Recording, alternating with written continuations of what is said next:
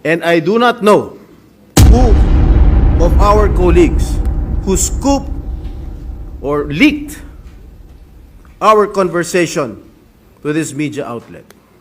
Dalawang staff ni Senator Angara.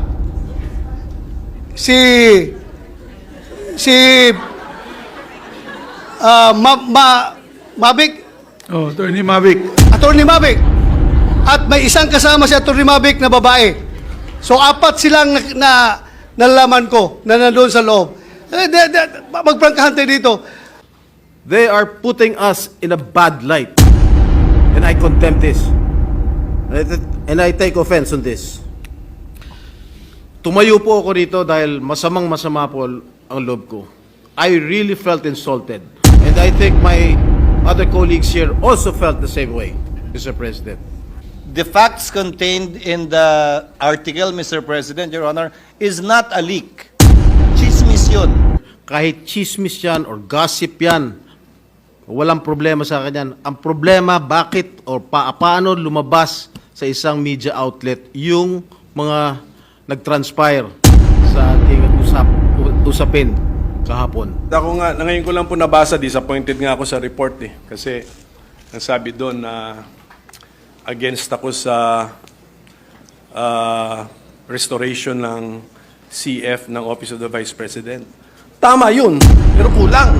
24 lang tayo dito na senador at hindi pa natin mapagkatiwalaan ang isa't isa natin, Mr. President. But I don't care kung masira ang reputasyon ko. Ang sa akin lang, ma-preserve yung ating reputasyon as a Senate.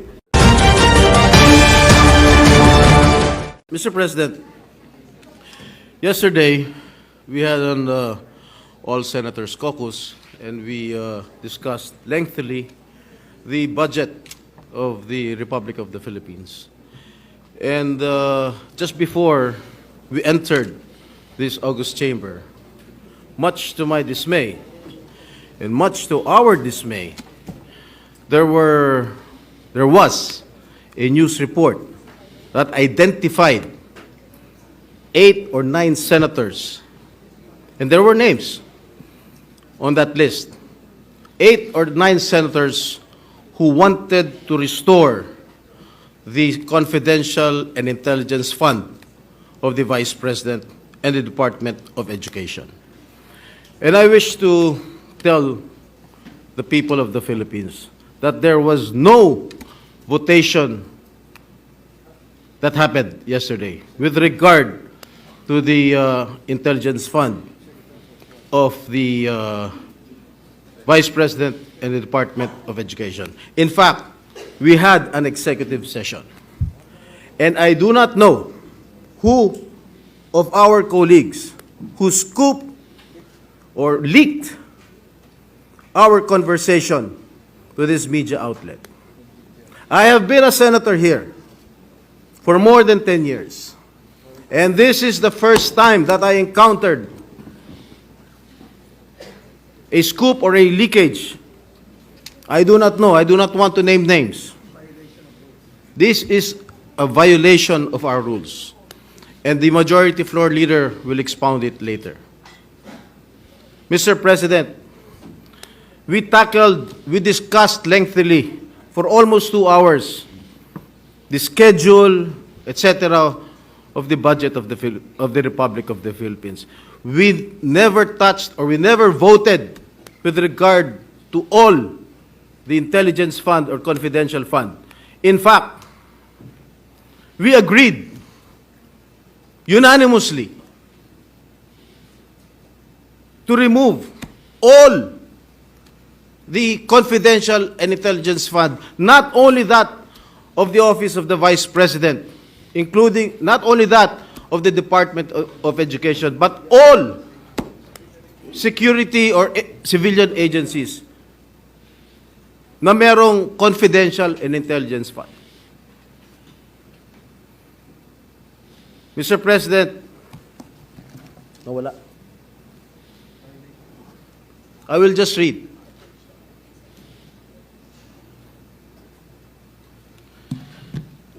Sino mga pangalan?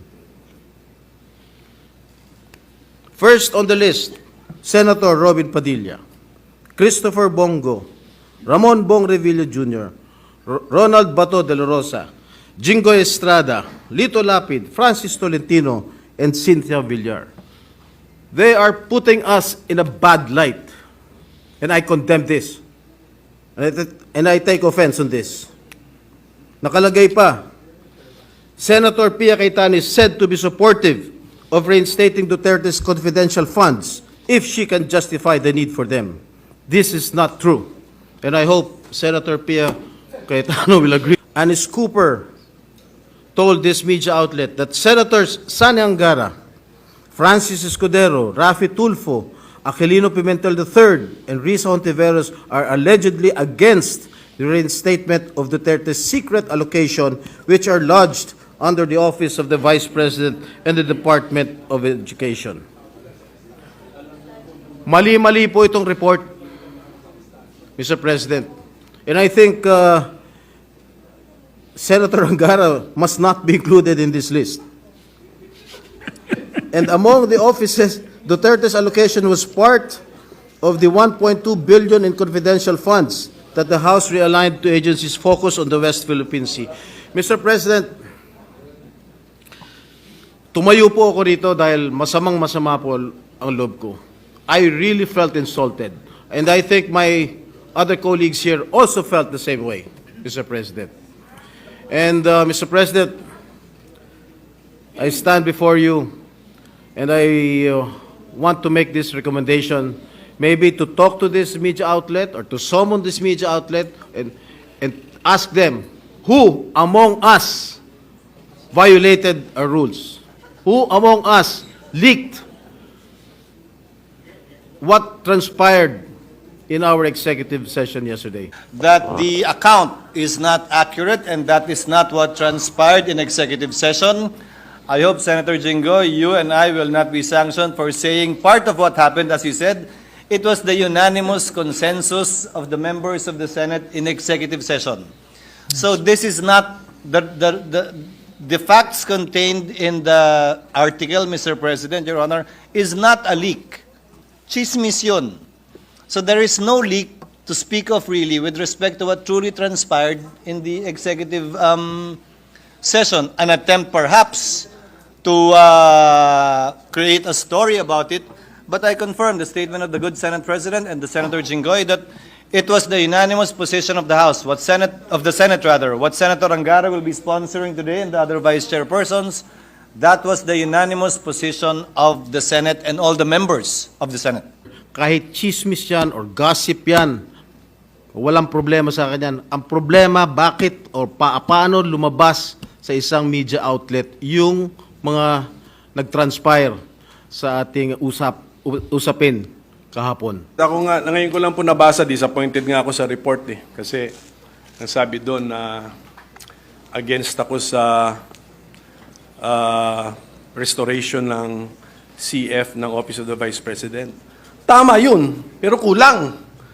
Kasi kahapon ako sinasabi ko, tanggalin din ang intelligence fund ng Office of the President. So kulang yung report, ipakidagdag sa report. Kasi the Office of the President is is a civilian office, not an armed agency, and not a uniformed agency. So kulang po, pakidagdag na lang. You're not violating the rules because you're divulging your own position. Yeah. It is very unfortunate that this kind of incident happened within our midst. Number one, Mr. President, it creates distrust from among us, 24 senators. Ibig sabihin, the next time around that we are going to have our caucus or executive session, hindi na ako basta-basta magsasalita. Baka mamaya, meron na naman maglilik sa media. So pangit po, 24 lang tayo dito na senador at hindi pa natin mapagkatiwalaan ang isa't isa natin, Mr. President. Number two, it tarnished the image of the Senate. 24 lang tayong hinalal ng buong Pilipinas at hindi pa natin mapagkatiwalaan ang isa sa atin na pwedeng nag-leak. If indeed, it was leaked by any member of the Senate. Kung ang nag-leak naman noon ay empleyado na nandoon sa loob, well, as a police officer, former police officer, Mr. President, I can vividly recall kung sinong nandoon sa loob. 2 staff ni Senator Angara.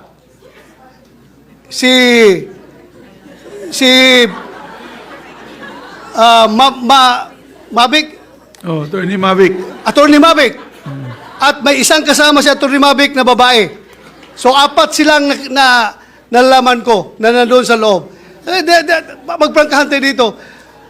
Dapat we have to made into account yung tao na responsable dito.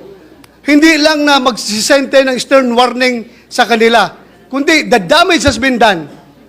Lumabas na yung balita niya, nasira na kung sinong dapat masira, but I don't care kung masira ang reputasyon ko. Ang sa akin lang, ma-preserve yung ating